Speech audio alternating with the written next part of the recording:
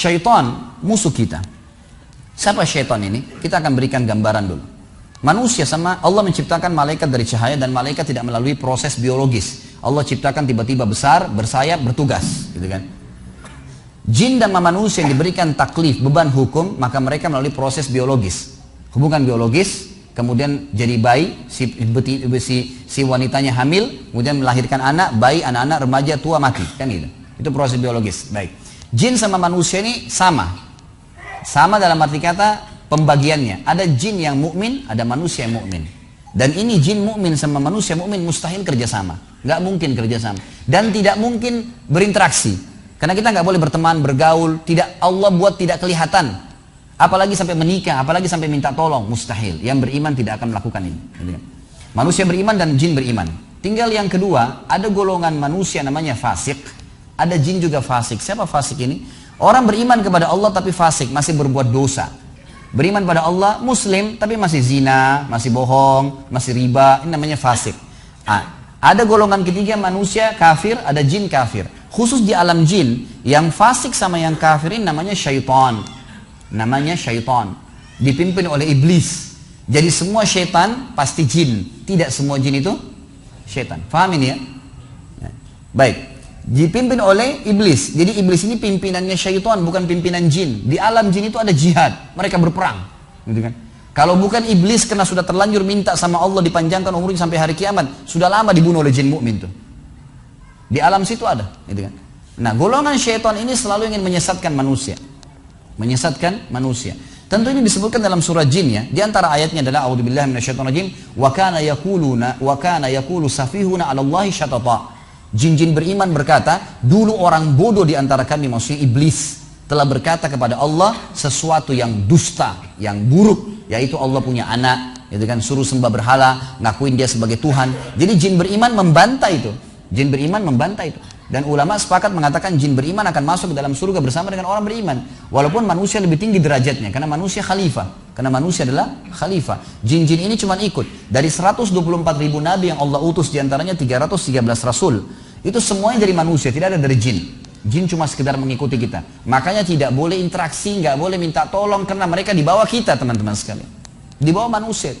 Allah pada saat mengatakan dalam surah Al-Baqarah kepada para malaikat, a'udzubillahi minasyaitonirrajim, inni ja'ilun fil ardi khalifah, saya akan jadikan di muka bumi khalifah. Siapa khalifah? Ini pemimpin.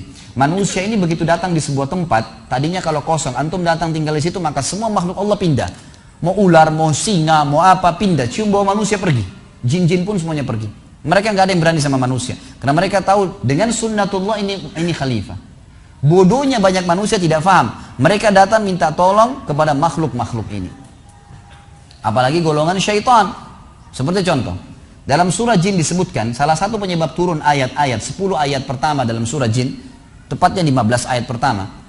Kata Ibnu Katsir rahimahullah bahwasanya orang-orang Arab jahiliyah dulu, mereka biasa kalau mengadakan perjalanan, mereka kalau turun di sebuah lembah, maka tidak ada sebab, tidak ada apa-apa. Tapi pimpinan kafilahnya mengeluarkan setengah bekal dari bekal makanan mereka, minuman mereka. Lalu dia pergi ke tengah-tengah lembah lalu berkata, wahai penjaga lembah, ini setengah bekal kami, ambillah dan jangan ganggu kami. Apa kata Allah Azza wa Jalla tentang syaitan yang lewat di situ? Fazaduhum rahaqa. Syaitan-syaitan makin kerjain mereka. Awalnya nggak ada apa-apa. Yang jaga lembah malaikat, yang jaga gunung malaikat, yang tiupin angin malaikat, yang turun hujan malaikat. Semua malaikat nih penuh di muka bumi. Tapi bodohnya dia datang minta-minta kepada syaitan. Selalu kalau orang-orang, maaf saya bahasakan, ini harus diganti definisinya. Banyak orang bilang di Indonesia orang pintar. Ini orang tidak pintar. Orang tidak normal, jangan dibilang paranormal. Ini definisi yang salah sehingga membuat orang awam pada belajar sama mereka. Ini orang-orang bodoh. Kenapa bodoh? Karena jauh dari Allah Azza wa Jalla. Ini Allah murka dengan mereka. Mereka bodohnya datang tidak faham kedudukannya sebagai khalifah. Mereka manusia. Jadi mereka datang bersemedi di hutan, di gua, di pinggir lautan. Hari pertama dia bersemedi, syaitannya lewat, syaitannya berani ganggu. Ini manusia nih, ini khalifah, pemimpin. Tapi hari kedua, hari ketiga, nggak makan, nggak minum, buang air besar di situ, buang air kecil di situ. Bodoh. Akhirnya syaitan mulai hari ketiga keluarin suaranya. Iya, kamu mau apa? Ya, saya mau ilmu kebal. Coba perhatikan orang bodohnya syaitan, ya. Terus kemudian membodohi orang yang pintar. Orang pintarnya jadi bodoh juga kena ikut-ikutan. Disuruh apa? Minum darah, minum kencing kamu, makan kotoran kamu. Bodoh. Gimana caranya nih? Allah sudah bongkar kepada kita masalah itu, soalnya bukan perkataan saya, gitu kan? Dibongkar kedoknya gitu. Seperti ibaratnya orang-orang yang kuliah, Anda kuliah, sarjana, pintar, Masya Allah cerdas, sakit kepala lewat di pinggir jalan. Lewat anak SD, Dek sebentar Dek, panggil, kita lagi, ini orang lagi sakit kepala nih, orang kuliah nih, panggil Dek, kepala saya sakit. Apa obatnya? Si anak SD bilang, minum kencing saya Kak. Bodohnya nih anak kuliah mengatakan, baik sini kencingmu. Begitu orang yang kerjasama sama jin teman-teman. Syaitan musuh, syaitan lemah. Dan itu jalan di muka bumi cuma ada dua teman-teman. Jalannya Allah Azza wa Jalla, Allah, la ilaha illallah. Ini Allah, tidak ada Tuhan selain. Ujung-ujungnya masuk surga. Juru bicaranya nabi-nabi, diteruskan oleh para ulama, sebagaimana sabda Nabi SAW, al-ulama warasatul anbiya. Ulama pewaris para nabi. Dilanjutkan oleh para da'i-da'i. Mau selamat hadir majelis ilmu seperti ini. Karena ini memandu ke jalan nabi-nabi dan nabi pandu ke jalan Allah SWT. Dan ini adalah jalan yang masuk ke surga. Nggak ada jalan lain. Jalan yang kedua dan tidak ada jalan yang ketiga. Jalannya syaitan, iblis. Juru bicaranya dukun, peramal, penyamun, penyihir, dan ahli maksiat. Berkumpul sama mereka, pasti dipandu ke jalan syaitan. Ujung-ujungnya neraka. Nggak ada jalan lain. Dan tidak bisa disatuin. Nggak bisa. Nggak bisa. Orang yang bilang, oh saya cuma pelihara khadam jin muslim. Ini sama, syaitan itu. Itu syaitan, nggak boleh. Inna syaitan lakum aduun fattakhiduhu adua, kata Allah. Syaitan musuh kalian, jadikan musuh. Tahu musuh teman-teman sekalian? Kalau saya lagi berhadapan sama musuh di medan perang, saya pegang perisai, pegang pedang. Lalu musuh saya juga begitu. Kalau saya tidak nangkis, tidak nyerang, diapain sama musuh? Dibacot lah. Dibunuh pasti, gitu kan? Kalau tidak nangkis, digoda sama syaitan, dibisikin, a'udzubillahi minasyaitonir rajim. Lawan, tepis, tangkis. Dibisikin apa-apa, jangan ikutin. Seperti orang lagi tawarin produk, kita lagi di mobil ditawarin produk, gak usah buka kacanya. Gitu kan? Syaitan begitu, jangan dihiraukan. Ada lawan jenis lewat itu begini, enggak, saya tidak mau lihat, tetap jalan. Dia gak bisa buat apa-apa.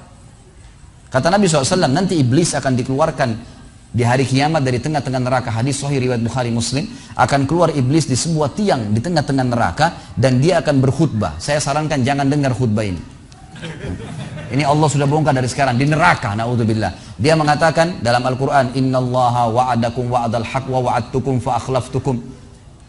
Allah janjikan kalian janji-janji yang benar, sholatlah dapat ini, puasalah dapat ini, hajilah dapat ini semua. Dan saya juga ikut-ikut janji-janji kalian, tapi saya dustai kalian.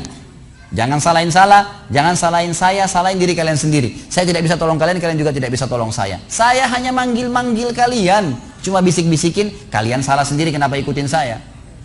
Lihat, Allah sudah bongkar kekonyolan syaitan. Orang yang ikut akan ditipu seperti ini.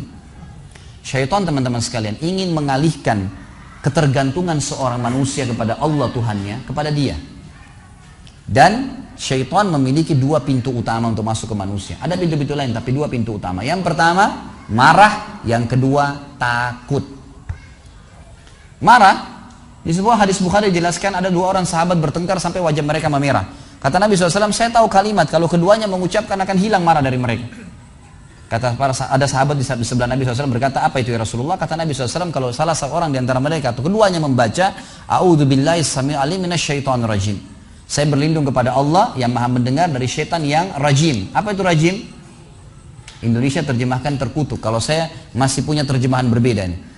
Rajim itu dari kata-kata rajam, dilempar. Jadi bukan terkutuk ya. Makna ulama mengatakan dalam tafsir ar-rajim artinya adalah kalau kita membaca satu kali isti'adzah, Allah utus malaikat untuk memanah syaitan yang sedang menggoda kita dengan panah-panah api. Makanya dikatakan ar-rajim. Kalau terkutuk masih sempit. Ini memang dipanah oleh malaikat. Makanya kalau antum merasa terganggu, jalan di tempat gelap, merinding, ada bisikan, a'udzubillahi minasyaitonir rajim. Masih ada 2 kali. Insya Allah maksimal 5 kali saya jamin dengan izin Allah nggak ada lagi itu. Hilang semua. Karena malaikat datang, bukan tugas kita, nggak usah repot-repot. Manusia khalifah. Nggak usah repot-repot lawan syaitan. Udah malaikat tugasnya. Gitu. Allah kasih malaikat tidak tidur, tidak capek, kuat, bisa lawan mereka. Bukan tugas kita. Baca a'udzubillahi minasyaitonir rajim, selesai. Yang kedua teman-teman, saya tidak bahas terlalu banyak masalah emosi, tapi yang jelas ini pintu syaitan. Makanya Nabi SAW mewasiatkan kepada seorang sahabat laki-laki yang datang, ya Rasulullah wasiatkan saya, kata Nabi, la taghdab. Apalagi ya Rasulullah, la taghdab. 3 kali, la taghdab. Jangan kau marah. Jangan kau marah, jangan kau marah. Orang yang emosional dikuasai oleh syaitan. Makanya dalam ilmu beda diri pun, kalau ada orang yang baru belajar 2-3 jurus, pasti cari gara-gara di jalan tuh. Mau nunjukin ilmunya. Tapi orang kalau sudah master nggak kelihatan, tenang, kayak orang bodoh. Nanti kalau darurat baru ngeluarin ilmunya. Karena emosinya sudah bisa dikontrol. Jadi orang kalau masih bisa ngontrol maka makin luar biasa. Makanya Nabi SAW mengatakan dalam hadis Bukhari, laisa sur'atu bil ghadab. Bukan emosi itu dilihat dari, bukan keperkasaan, kedewasaan, kebijaksanaan dinilai daripada marah-marahnya orang. Emosinya banting pintu, suaranya besar. Walakinna sur'atu, tapi keperkasaan dinilai man malaka nafsa indal ghadab. Siapa yang bisa mengontrol dirinya pada saat emosi. Justru itu dia